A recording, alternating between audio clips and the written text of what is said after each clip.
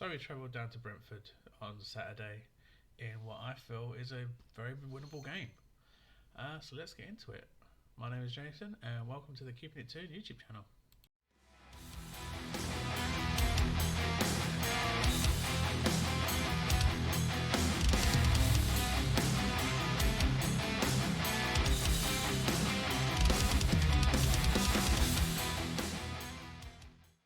Hey guys, I hope you're all well today. And as I said in the intro, we travelled down to Brentford in what looks to be a very winnable game. We haven't played Brentford a great deal of times. I do have the stats to show you on that. But before we go into that, just in case you haven't figured it out already, I'm going to show you who our referee is going to be for the game. Yep, you guessed it. It's good old Mikey Dean. Oh boy. What looks to be a winnable game for us could very well be a winnable game for them. Because we know how Mike Dean loves to steal the show and everything has to revolve around Mike Dean. It's the Mike Dean versus Mike Dean game on Saturday. What's your thoughts about Mike Dean being the ref, the man in the middle for the game? Leave your comments down below. Be interested to see what you have to say about that. But yeah, we'll shove Mike Dean aside for that. And let's get into the first stats, which is the amount of times that we have played Brentford in our history. So as you can see there again, we have played Brentford only 13 times in our history. We've won 8 of those, drawn 1 and lost 4. I think we all know when that last loss came, and it's something that we don't want to be remembering. So again, on paper, by those results, or by those stats there alone, it seems very winnable, and that we should be winning this game. So where I tend to go into our previous fixtures for go back a certain amount of time, there's not really point going back to a certain point when we've only played them 13 times. So I'm going to show you the all 13 games that we've played against them. So you see the form that we've had against them in the 13 times that we've only played them. So next up is the previous results. Right there, we lost our first 2 matches against Brentford going back to 1934 and 1935 in Division 2. The first ever meeting between us, we lost 5-2.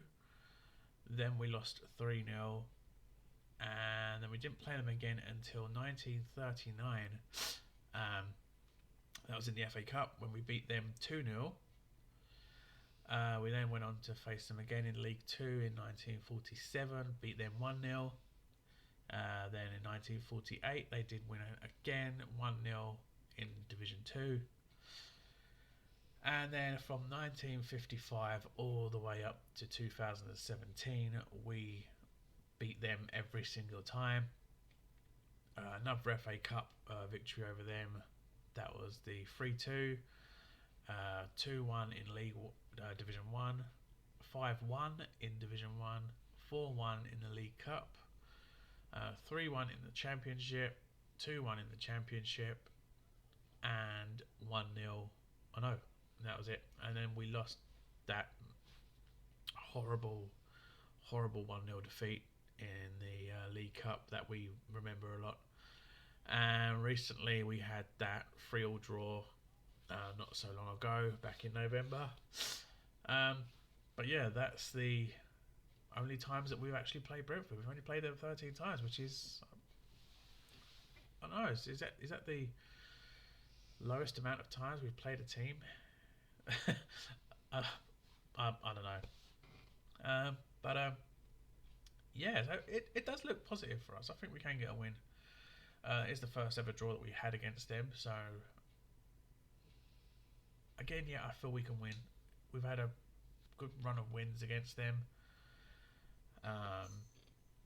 What was that? 1, 2, 3, 4, 5, 6 straight victories before then we losing in the League Cup. Yeah. What do you think about that form? Again, leave your comments down below. Uh, we'll move on to.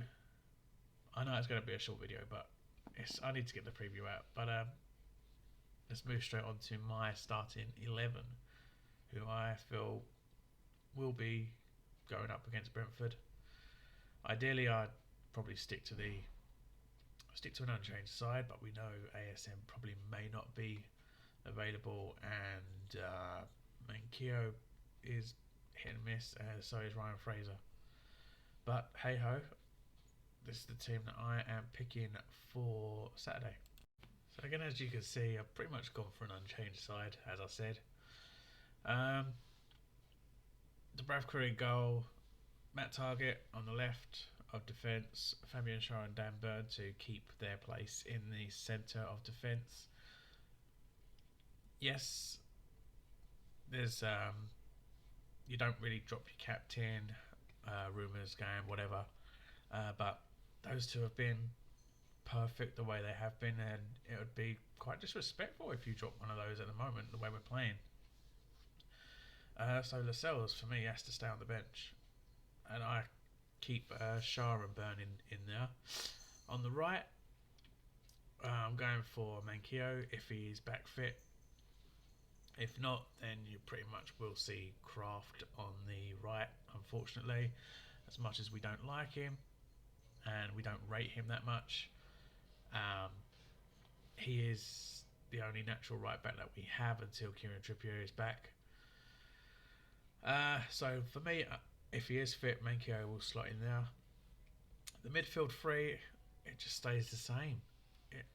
You can't really be dropping any of these players because they've been in such great form of late. As much as we really want to see Bruno in the team, it's puzzling out who to drop. At first, I was saying, yeah, we need to maybe drop Willock, but over the past three games, he's really started to show that form that he had last season, and obviously against West Ham, he's got his goal. He finally gets his first of the season, and that could push him to producing the same type of form that he did at the back end of last season as well. So Willock has to be in there. Shelvey, he's improved such a great deal, and so has Joel Inter. So you can't really drop any of those three. And up top, obviously ASM, depending on if he's fit or if he's back in the country, because there's rumours that he's in France. We don't know about that. So if not ASM, then it'll probably be Murphy that'll be there. But I feel ASM and Fraser have a good role there. Again, Fraser, he could also be unavailable. So who would we replace Fraser with? Maybe Miggy. Can't play Bruno up there because he's not a winger. He's more of a defensive midfielder type player. So if ASM and Fraser don't make the team, then I would have to go with Murphy and Miggy. They would have. It's the only obvious options that we have, I think. I can't see Richie slotting in there, and plus Richie's out injured as well, so that's pointless mentioning that. And up top, unfortunately, it is Chris Wood. I don't rate him. Everyone knows my views on him. I say it time and time again. I just don't rate him at all. He's got a stat of scoring in every 3 games. By that stat, he should have got 2 for us by now because he's just about to enter his 6th game. Yes, you could say we haven't lost since he came to the club. Yeah, fine, great. Good luck, Charm. Well, hey, good. Spot on. But what else has he done? He doesn't jump for the ball. He hasn't scored. I don't believe he even has an assist yet. So for me, he's done nothing. He has done nothing for us. So I know some have said that he's taken the players away from ASM, but as soon as ASM gets the ball, he goes for those players again. He wants to drive at those players, so it's pointless taking the players away from a player that wants those players going to him. Uh, yeah, I feel we don't play to his strength. That's why he isn't scoring. Burnley played to his strengths. We're not playing to his strengths. He needs to learn how to play to our strengths, because he's not going to get fed the ball. His shooting is awful so far. That shot, I can't get over that. He just skied into the stands when he should have put Fraser through, and that could have been a 2-0 win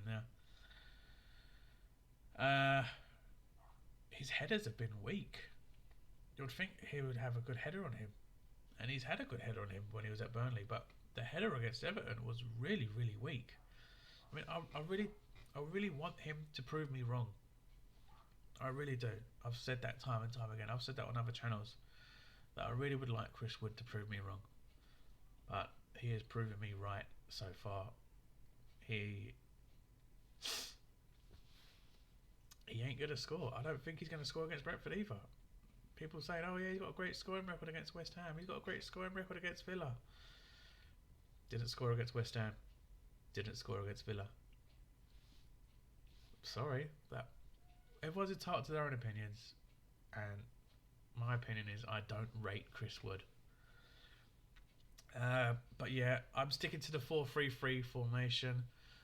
As always, I've loved the 4-3-3 formation. I feel it's a very, very good formation to play. Do you agree with that lineup? Obviously, minus a couple if they are still injured. What would your lineup be? What would your formation be? What is your thoughts on Chris Wood? I know people are going to say give him time, give him time, give him time, give him time, give him time, but now's not the time to give time. You've got to start producing now, in all honesty. And I do feel that in the summer we will bring in at least 2 new strikers, and Chris Wood will just be a bench player. He will hardly feature for the club. So I feel that we've only just paid 25 mil for a player that's going to be at the club for 6 months. I mean, if we do bring in a couple of strikers, 2 strikers or 3 strikers, you never know. We could end up moving Chris Wood on. And for me, that is an absolute... Oh yes, we are mega, mega rich, and 25 mil is just a drip in the ocean, or whatever you want to say, but 25 mil, and I wouldn't want to pay 25 mil for 6 months. He needs to start pulling his finger out and putting in better performances. And he's got to start scoring. He's a striker. Strikers are supposed to score. I mean, come on. But anyway, that's my opinion. I'd hate ranting about Chris Wood. Like I said, I do want him to prove me wrong. So don't come at me at that. I have said so many times, and I've said on many channels, I do want him to prove me wrong. But at the moment, he is proving me right, because I just do not rate him. And also the fact that if you go to his official Twitter page, in his bio it says that he is a Newcastle United player and a New Zealand international. Yeah, he's still got a picture of himself in a Burnley kit celebrating a goal. I mean, yes, some could say that he's waiting for that first goal for Newcastle before changing his pick. But if you look at every other signing that we've made, January signings, they've all used their welcoming picture, the picture that they first had when they signed for the club. Even Matt Target, and he's only on loan, has changed his profile picture to him signing the contract in a Newcastle shirt. Why does Chris Wood do that? I mean, I think it would be quite funny if Chris Wood was to change his profile picture to him shushing everybody. I mean, I'd find that hilarious. As long as he's wearing the black and white. I mean, I don't care. But I think it's a bit iffy, just keeping your profile picture as a Burnley player, even though you've changed your bio to being a Newcastle United player. Need to do something about that, Woody. Need to do something about that. But yeah, rant over. Do leave your comments down below if for your formation. I feel the 4-3-3 should stay. It is working. It has worked for the past 5-6 games that we've played and we've been unbeaten for. So why try to fix what isn't broken? But yeah, leave your comments down below. Formation, your lineup, what you think about Chris Wood. I do react to everyone else on that. And other than that, let's move straight on to my prediction. Okay, so as I said, I'm very positive about this game. I feel that we are going to win. I do feel we're going to win. Brentford's form of late hasn't been the best, so it is good for us to hopefully dominate that game. We are away, so we do have to. I suppose we have to worry about the home fans giving Brentford the confidence that they could need. But other than that, I can only see it going one way, and that's the black and white way. I'm going for a 2-0 victory, and my goal scorers will be as follows. Okay, so as I said, I'm very positive about this game. I feel that we are going to win. I do feel we're going to win. Brentford's form of late hasn't been the best, so it is good for us to hopefully dominate that game. We are away, so we do have to. I suppose we have to worry about the home fans giving Brentford the confidence that they could need. But other than that, I can only see it going one way, and that's the black and white way. I'm going for a 2-0 victory, and my goal scorers will be as follows. The Brazilian beast himself, Joelinton. I think he'll get the second goal. He'll get the winner. And he deserves it. I really think he does deserve it. The way he's been playing, he deserves a goal. I mean, it's shocking to even say that. Like 6 months ago, that we all absolutely despised the man. We didn't want him in our team. We didn't want him anywhere near the starting lineup. We wanted him shipped on. He's spent so long here and already, and we just absolutely don't want him at the club. But now he is the first man on the team sheet for all of us. And I've even dubbed him the Brazilian beast because he dominates that midfield. He really does, and he is deserving of a goal. And I feel he'll get one. He'll get one against Brentford. I feel that's coming. It's definitely coming. So I'm going for a 2-0 victory. Joe Willock and Joelinton to both get the goals. I feel Willock will score first, Joelinton will get the second. But that is it for the match preview and prediction. So guys, what are your predictions for the score? And who do you think is going to score? Do you think we're going to win, draw, or lose? Do leave your comments down below. As always, do leave a thumbs up if you enjoyed the video. Do subscribe if you are new. It really means a lot. And thank you very much for everyone that has already subscribed. Last time I checked, I was on 212 subscribers. So slowly getting to the 300 mark. Would love to reach the 300 mark at some point. Other than that, what's coming up on the channel on Saturday night at 8 p.m. I will be doing my live show for fans to come on and have their say, as always, as I do every week with chippers and guests when I bring the guests on. Other than that, do hit the notification bell as well so you never miss a video from me in future. And until Saturday, take care guys, and I'll see you then.